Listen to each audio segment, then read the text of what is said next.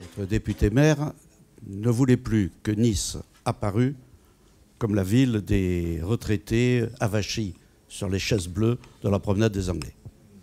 C'était sympathique, mais ça donnait de Nice une image véritablement vieillissante. Et puis de notre côté, pour les municipalités antérieures, les seniors étaient traités par le Centre communal d'action sociale, ce qui donnait évidemment une image encore plus vieillissante. Du coup, ce qui s'est engagé, c'est l'idée selon laquelle il y avait un certain nombre de gens qui voulaient être traités en citoyens responsables, d'où la délégation à la citoyenneté des seniors, et par conséquent que puisse être mis en place toute une politique active à l'égard de ces générations qui finalement se déclinent à partir de 55 ans jusqu'à un âge plus qu'avancé. Puisqu'Olivier s'est présenté en tant que professeur, moi je suis professeur de civilisation ancienne. Donc cette révolution de l'âge m'apparaît de manière évidente. Les vieillards de Molière avaient 40 ans. Je ne parle même pas des générations antérieures où, quand on franchissait 30 à 35 ans, c'est déjà miraculeux. Mais aujourd'hui, il y a un fait qui apparaît de manière évidente, c'est que le souhait de chacun d'entre nous d'être ressuscité est en quelque sorte gagné. Puisque quand on passe 55, 60 ans, on arrive à la retraite, on a 10, 20, 30 ans, 3, 4 décennies devant soi, dans une forme qui n'est pas médiocre, au début qui est une belle forme, et ensuite on garde toutes ses capacités, même si sur le tard, il faut que je les confie à mon collègue Olivier Guérin, qui va s'efforcer de faire en sorte qu'ils partent le plus lentement possible, mais ils vont finir par partir. D'où l'objectif a été de définir cette nouvelle vie. Nous avons une nouvelle vie. Et nous avons une nouvelle vie, ce qui change totalement la donne. C'est-à-dire qu'il y a 50 ans, à supposer que je parte à la retraite il y a 50 ans, que vous partiez à la retraite il y a 50 ans, vous étiez monsieur un tel, enterré, quelques années après, 3 ou 4 ans, en moyenne, maximum, sur la vie professionnelle que vous aviez menée. Mais maintenant, quand vous avez 30, 40 ans, dans cette nouvelle vie, alors à ce moment-là, c'est un avenir tout à fait différent. Et à qui allez-vous dire, lorsque vous allez mourir à 100 ans, voilà ce que j'étais à 50? C'est-à-dire que cette deuxième vie devient capitale dans la définition de l'identité. Et si, comme le disent les philosophes, on devient ce que l'on est, alors il faut bien une deuxième vie pour savoir pleinement ce que l'on peut être en soi et en rapport avec ceux qui vous entourent dans la société. C'est pour cela qu'on a mis en place une quarantaine de programmes. Une quarantaine de programmes dont l'objectif consiste à dire, puisque c'est une nouvelle vie, c'est donc une nouvelle société, et donc il faut connecter les gens entre eux. Certes au moyen d'instruments comme Internet ou autres, ou bien ceux dont vient de parler Olivier, mais ce qui est capital quand même, par-delà les instruments, et vous le savez, c'est le contact direct. Rien ne remplacera le contact direct. Même si vous mettez quelqu'un dans vous le gardez à domicile, vous pouvez l'entourer de tous les instruments que vous voulez. Sa plus grande souffrance, sa plus grande douleur, ce sera s'il ne voit plus personne. S'il n'y a plus de gens de la famille, s'il n'y a plus de voisins.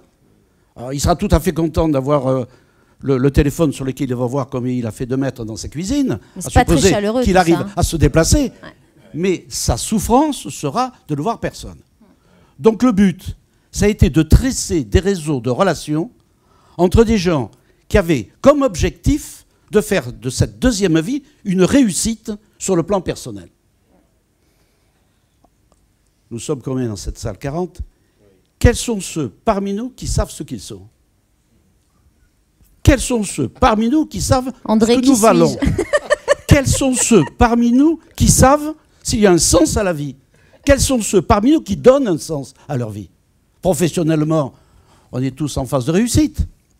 Mais humainement, parce que c'est ça qui est important, c'est la vie humaine. C'est le partage. Humainement, c'est quoi? Je veux dire, on vient de discuter, tout à l'heure, je discutais avec un monsieur qui me parlait de bonheur.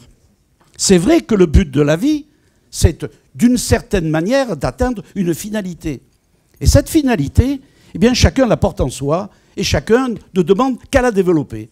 Et peut-être que cette deuxième existence, finalement, elle est une possibilité que l'histoire nous passe comme une grande première. Le dernier acte ne tombe pas à la retraite, il tombe après une deuxième pièce qui achève la première. Alors parmi les actions que nous avons mises en place, on s'est dit, eh bien, on va ouvrir tout le champ du possible, comme le disait le poète Pindare. On va ouvrir tout le champ du possible. On va dire, attendez, il y en a certains qui, ils auraient voulu chanter. Alors très bien, on va organiser un concours et on touche juste. Parce que ce concours qui débute comme un concours de quartier et qui s'appelle la Star Senior, ce concours est désormais, en 6 éditions, un concours européen. C'est nous qui avons l'Eurovision à Nice, l'Eurovision de la chanson senior. C'est pas rien. Non mais c'est génial. C'est pas rien. Savez-vous que chaque année, nous accueillons 300, 400 candidats qui viennent à leurs frais, pour lesquels nous faisons passer des castings, qui viennent non seulement de France, mais encore de bon nombre de pays d'Europe. Et cette année, nous avons en plus une délégation chilienne qui vient, parce que nous avons essaimé à l'international et qu'ils se sont dit, la chanson, pourquoi pas? Je vois j'ai peut-être des qualités. Je ne sais pas chanter, très bien. Alors à Nice, nous accueillons les Master Games. C'est une grande première nationale. Nous accueillons les Master Games. Vous savez sauter, vous savez courir, vous savez lancer le poids. Vous avez vu la dame qui, aux États-Unis, 92 ans. Savez-vous qu'il y a des compétitions extraordinaires?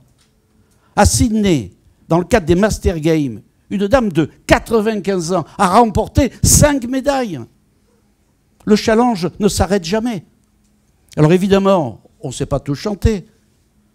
On ne sait pas tous atteindre des sommets du sport, bien que la compétition se fasse par catégorie d'âge.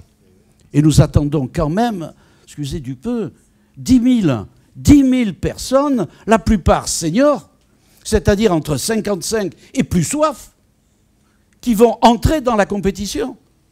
Ce qui veut dire que quelque part, j'ai eu une vie professionnelle, très bien, mais je me suis révélé sur le tard, capable de chanter, capable d'écrire, capable de parler, capable de faire telle et telle chose. Bref, cela me donne la possibilité d'aller jusqu'au bout. Et savez-vous que même dans le cadre de la Star Senior, qui est un concours européen de chant, nous avons désormais, et c'est une activité qui s'ouvre, des troupes qui se forment et qui, autour de ceux qui ont remporté le prix, donnent une représentation dans leur commune, dans leur pays, parce que quelque part, ils se sont sentis la possibilité de créer une espèce de comédie musicale. Ce sont de véritables artistes. Si ce n'est pas leur donner la possibilité d'aller jusqu'au bout d'eux-mêmes, si ce n'est pas leur donner la possibilité d'être pleinement eux-mêmes, c'est quoi? Du coup, les chiffres parlent d'eux-mêmes. En 2008, le Centre communal d'action sociale qui s'occupait des seniors, personne ne voulait y aller d'ailleurs, c'est pour ça que ça explique les prix, ça explique le nombre. En 2008, il y avait 1240 seniors qui, théoriquement, étaient sur les tablettes de la mairie. Aujourd'hui, on le mesure avec notre carte Nice plus seniors. Ils sont 26 500. Le plus grand succès de réseau de France. Je ne peux pas parler du reste parce que je n'ai pas les chiffres et puis il faudrait que je les trouve, je n'ai pas le temps. Bref, ne serait-ce que la différence entre 1500 et 26 500 combien? En un mandat. En un mandat, c'est-à-dire que nous suivons 26 500 personnes qui, pour une raison ou une autre, viennent à telle ou telle manifestation, mais en tout cas ont éprouvé le besoin d'acquérir une carte qui leur permet non seulement de participer à tout, mais qui leur donne en même temps, c'est le plus grand réseau senior, avec des commerçants qui sont de la ville et de toute la métropole, ça leur donne la possibilité d'entrer chez ces commerçants et de bénéficier de rabais de 5 à 10%. C'est le plus grand réseau commercial senior de France. On est 3 fois plus qu'à Lille. Et pourtant, Lille était jusque-là la ville qui donnait le plus dans ce cadre-là, dans le cadre de cette carte. Nous sommes désormais 2,5 fois plus importants que ce qui avait été fixé jusque-là. Si les gens prennent une carte, c'est pas rien de prendre une carte, il faut fournir des documents, etc. C'est pas facile. S'ils prennent une carte, c'est qu'ils éprouvent le besoin de s'identifier et de participer finalement à cette nouvelle action.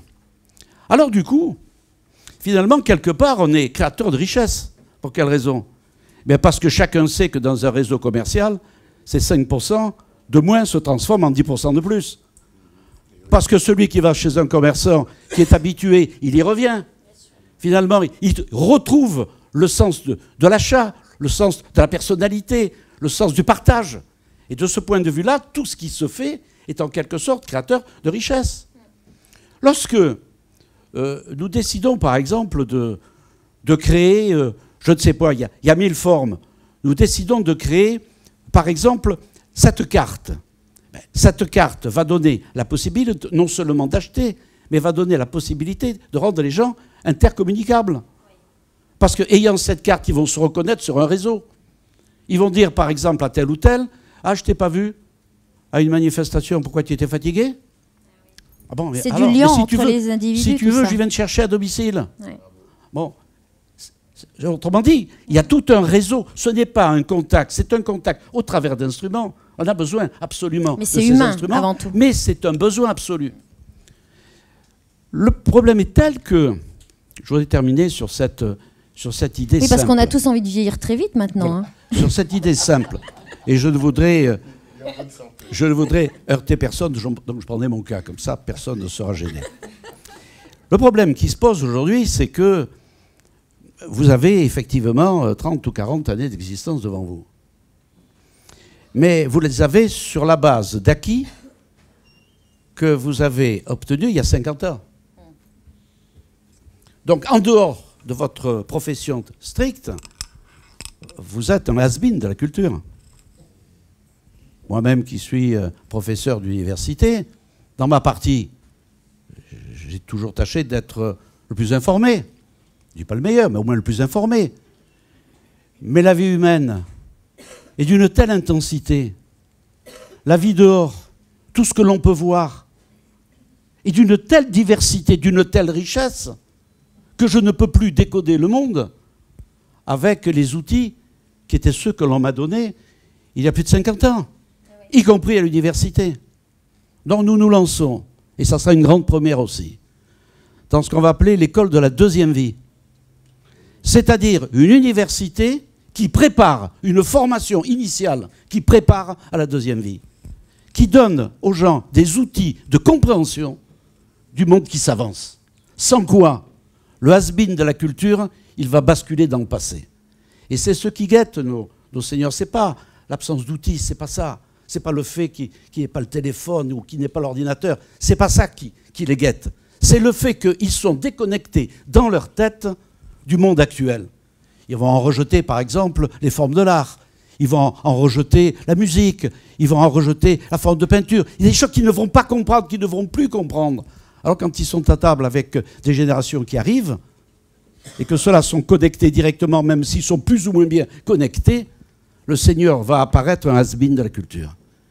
Et quand vous êtes ainsi marqué, vous avez beau avoir tous les instruments que vous voulez, dans toutes les poches, participer à toutes les créativités, de toute façon, vous êtes déjà vieux dans l'âme. Alors c'est bien beau d'avoir une vie de plus, mais si c'est pour être vieux dans l'âme, cette vie-là, vous risquez de la gâcher. C'est pour cela que nous appelons tous nos seigneurs de Nice, qui commencent à être vraiment actifs, à pouvoir faire leur révolution dans la tête, car c'est dans la tête que se passent les choses. Vous avez raison. Moi, tout ça, c'est formidable. En fait, vous leur donnez un mode d'emploi de la deuxième vie. C'est ce à quoi vous les formez. Enfin, c'est ce qui leur est proposé. Oui. On leur dit, écoutez, vous avez la possibilité de tout faire. Ouais. Soyez fous. Vous avez la possibilité de créer votre vie, d'aller jusqu'au bout de vous-même. Vous avez une vie d'expérience. C'est énorme d'avoir une vie d'expérience. Mais bien évidemment. Vous avez fait quelques brouillons au départ, vous êtes mal orienté, enfin bref. Finalement, vous avez fini par croire au moins, vous avez l'impression que vous avez un métier, vous dites « Ah, j'ai toujours été fait pour ce métier-là ». Mais au fond de vous-même, vous n'êtes pas certain. Puis il y a la passion aussi. Vous auriez peut-être préféré faire autre chose. Je suis sûr qu'Olivier, que je connais bien, la gérontologie, ça le passionne, mais enfin bon... Il s'est quand même engagé en politique, hein, donc ça veut dire que la gérontologie, ça ne lui suffit pas. Et donc, de ce point de vue-là, on essaie. C'est une nouvelle approche, c'est une révolution mondiale. Olivier a raison, c'est une révolution mondiale. On s'achemine vers un autre monde où on va pouvoir, avec une vie d'expérience, aller jusqu'au bout de soi-même, être pleinement soi-même. et finalement accomplir, comme le disait Montaigne, bien et dûment la vie qui nous a été donnée.